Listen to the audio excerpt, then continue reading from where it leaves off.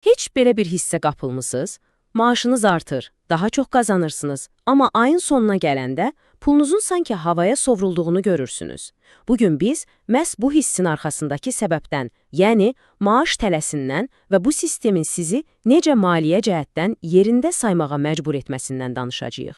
Bax, bu cümlə yəqin ki, çoxumuza doğma gəlir, elə deyilmi? Əgər siz də belə hiss edirsinizsə, bilin ki, tək deyilsiniz. Və ən əsası, bu his bir təsadüf deyil. Bu, şuurlu şəkildə qurulmuş bir dizaynın nəticəsidir. Gəlin, elə bu dizaynın dərinliklərinə enək. Biz bu vəziyyətə bir ad veririk, rahat həbsxana. Bu, müasir uğur anlayışının bizə təqdim etdiyi o qəribə, o ziddiyyətli paradoksdur. Yəni, kağız üzərində hər şey əladır. Yaxşı maaş, sabitlik, sosial status. Amma içdən-içə bir sıxıntı var, elə bil tələdəsiniz. Bilin ki, bu his təsadüfi deyil, bu daha böyük bir sistemin məqsədli dizaynıdır. Kənardan hər şey qaydasında görünsə də, əslində qızıl bir qəfəsin içindəsiniz. Yaxşı, bəs bu tələ əslində necə işləyir? Gəlin pərdə arxasına baxaq və sizi bu çarxın içində saxlayan iki əsas mexanizmi deşifrə edək. Birinci mexanizm əslində çox sadə, amma bir o qədər də məhkirli bir hilədir. Sizin pulunuz, siz hələ onu xərcləməyi düşünməmişdən əvvəl artıq başqalarına söz verilib.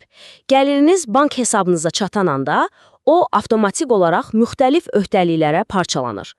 Gəlin bu parçalanma məsələsini real bir nümunə ilə anlayaq. Məsələn, Saraya baxaq. Kağız üzərində Sara ölkənin ən çox qazanan insanlarından biridir. Amma reallıq isə tamamilə fərqlidir. Baxın, vergilər və digər tutulmalar çıxıldıqdan sonra Saranın hər 2 həftədən bir əlinə keçən təmiz məbləğ budur. Cəmi $2458. İndi isə gəlin bu pulun taleyini addım-addım izləyək. Və budur, acı həqiqət anı. Kirayə, yemək, maşın xərcləri, kommunal ödənişlər hamısı çıxılandan sonra geriyə nə qalır? 2 həftə üçün cəmi cümlətanı $48. Gördünüz, pul onun hesabına oturan kimi sanki görünməz əllər tərəfindən dartılıb başqalarının cibinə axır. Bilirsiniz, bu tələnin ən böyük psixoloji hiləsi də elə budur. Sistem sizə elə bir rahatlıq verir ki, heç vaxt dayanıb soruşmursunuz. Yaxşı, bəs mənim sərvətim hanı? Yəni, sizə həyat tərzi satırlar, sərvət yox. İndi keçək ikinci, bəlkə də daha təhlükəli olan mexanizmə, həyat tərzi inflyasiyası. Qulağa biraz mürəkkəb gəlir, amma əslində hamımızın yaşadığı çox sadə bir şeydir. Nə qədər çox qazanırsınızsa, bir o qədər də çox xərcləyirsiniz. Bax bu, əsl maliyyə qaçış solağıdır. Maaşınız artır, siz də sevinirsiniz ki, nəhayət irəli gedirəm. Amma eyni anda evinizi böyüdürsünüz, maşınınızı yeniləyirsiniz, daha bahalı tətilə çıxırsınız. Nəticə, gəlirinizlə xərciniz arasındakı o kiçik fərq heç vaxt böyümür. Sadəcə yerinizdə qaçırsınız, amma daha sürətli və daha bahalı bir zolaqda. Bir düşüncə var, bu vəziyyəti o qədər gözəl ifadə edir ki, hər maaş artımı azadlıq kimi hiss olunur, amma əslində hər biri sizi maaşınıza bağlayan ilməyi biraz da sıxır. Bilirəm, bütün bunları dinləyib özünüzü günahlandırmağa başlaya bilərsiniz. Amma dayanın, bu sizin günahınız deyil. Gəlin indi diqqətimizi fərdi seçimlərdən çəkib, sistemin özünün dizaynına baxaq. Məsələ budur ki, sistem sizin proqnozlaşdırıla bilən və asanlıqla idarə olunan olmağınızı istəyir. Çünki maaşdan maaşa yaşayan bir insan risk etməz, yeni bir iş qurmaz, karyerasını birdən-birə dəyişməz, mövcud qaydalara etiraz etməz. Çünki qorxur.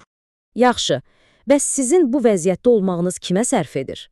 Bir düşünün, ev sahibinizə, kredit götürdüyünüz banka, maşın aldığınız şirkətə, kredit kartı şirkətlərinə, yəni siz başqaları üçün sabit, zəmanətli bir gəlir mənbəyinə çevrilirsiniz.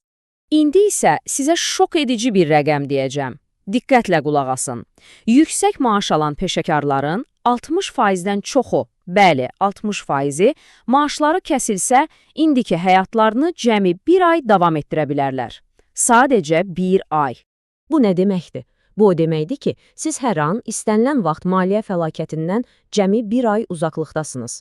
Buna təhlükəsizlik demək olar? Əlbəttə yox. Bu, adını qoyduğumuz kimi sadəcə çox rahat bir həbsxanadır. Yaxşı, kifayət qədər qaranlıq mənzərə çəkdik, problemi anladıq, indi isə ən vacib suala gələk, bu tələdən çıxış yolu varmı? Əlbəttə var. Gəlin indi qaçış planını addım-addım müzakirə edək. Hər şey, amma hər şey düşüncə tərzini dəyişməklə, doğru sualları verməklə başlayır. Artıq necə daha çox pul qazanım deyə soruşmayın, bunun əvəzinə soruşun. Mənə daima xərc çıxaran öhdəliklər yerinə mənə pul gətirən aktivləri necə yarada bilərəm? Bax, bütün fərq bu sualdadır. Bu planın təməlində iki anlayış arasındakı fərqi dərk etmək dayanır. Gəlir və sərvət. Baxın, gəlir axan bir sudur, siz işlədikcə axır, dayansanız kəsilir. Amma sərvət bir bulaqdır. Siz yatsanız belə, o sizin üçün axmağa davam edir. Deməli, azadlığa gedən yol cəmi 3 konkret addımdan ibarətdir. 1. Gəlirin sərvət olmadığını qəti şəkildə anlayın. 2. Nə olursa olsun, qazancınızla xərcləriniz arasında bilərəkdən bir boşluq, bir fərq yaradın. Və 3. Ən vacibi, o boşluqla yaranan pulu yeni bir öhdəliyə deyil, sizə pul gətirəcək aktivlərə yönləndirin. Və beləliklə gəlib çatırıq azadlıq tənliyinə. Artıq məqsədi tamamilə yenidən müəyyən etməyin vaxtıdır. Çünki əsl məsələ sadəcə daha çox pul qazanmaq deyil, heç vaxtda olmayıb. Əsl məqsəd daha yüksək maaş deyil. Əsl məqsəd o maaşa olan ehtiyacdan qurtulmaqdır. Yəni, işə getməyin bir məcburiyyət yox, bir seçim olduğu bir həyat qurmaqdır. Bax, həmin nöqtəyə çatanda siz tələdən həqiqətən də çıxmış olursunuz. Və söhbətimizi bitirərkən sizi çox sadə, amma bir o qədər də dərin bir sualla tək buraxmaq istəyirəm. Bugün yaşadığınız o rahatlıq gələcəkdəki azadlığınızı qurban verməyə dəyərmi? Bax, bu sualın cavabı sizin bütün maliyyə hekayənizi dəyişə bilər.